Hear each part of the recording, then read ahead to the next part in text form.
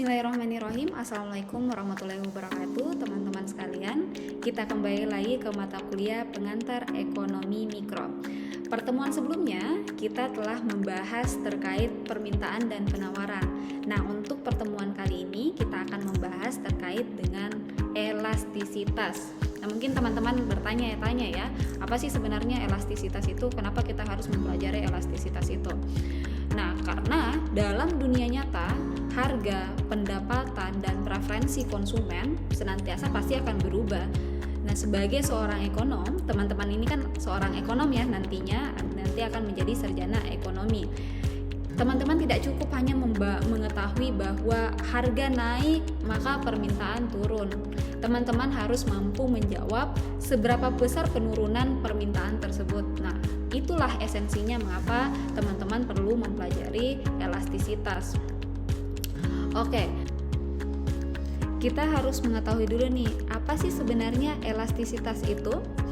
Secara konseptual, elastisitas itu adalah ukuran derajat kepekaan suatu variabel terhadap perubahan variabel lain.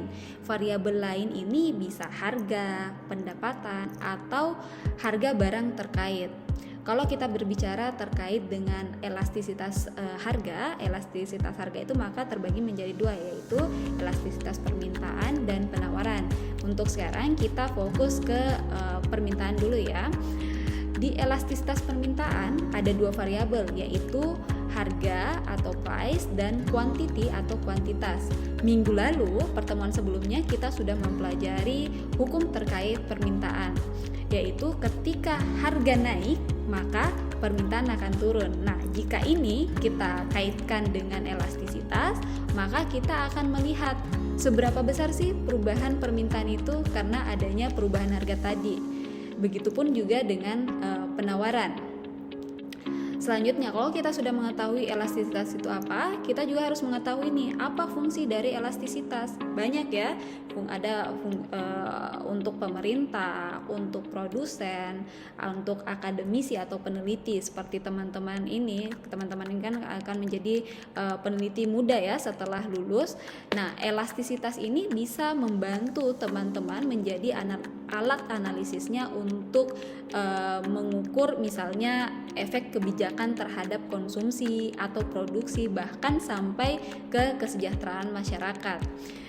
Jadi intinya adalah elastisitas ini bukan hanya alat analisis ekonomi, tetapi juga bisa menjadi panduan kebijakan untuk pemerintah, kebijakan publik, strategi bisnis untuk produsen, metode riset sosial untuk akademisi maupun peneliti, dan menjadi pendidikan konsumen untuk masyarakat umum. Nah, dengan memahami konsep ini, setiap pihak yang tadi kita sebutkan dapat membuat keputusan yang lebih tepat, adil, dan berkelanjutan dalam menghadapi dinamika ekonomi yang terus pasti akan terus berubah gitu ya. Oke, setelah kita mengetahui apa fungsinya, kita harus juga mengetahui jenis elastisitas. Nah, jenis elastisitas itu ada 4. Ada elastisitas harga permintaan. Jadi elastisitas harga permintaan itu elastisitas perubahan permintaan karena adanya perubahan harga. Yang kedua adalah elastisitas pendapatan permintaan. Jadi perubahan permintaan karena adanya perubahan pendapatan. Yang ketiga adalah elastisitas silang permintaan. Elastisitas silang permintaan ini ingin mengukur seberapa besar sih perubahan jumlah permintaan suatu barang akibat adanya perubahan barang lain. Yang keempat adalah elastisitas harga penawaran. Jadi elastisitas ini adalah elastisitas penawaran ya. Jadi yang tiga ini masuk di elastisitas permintaan, dan yang satu ini adalah elastisitas penawaran. Oke, selanjutnya setelah teman-teman bisa scan QR yang ada di layar ini, teman-teman bisa scan ini kemudian mengerjakan soal-soalnya.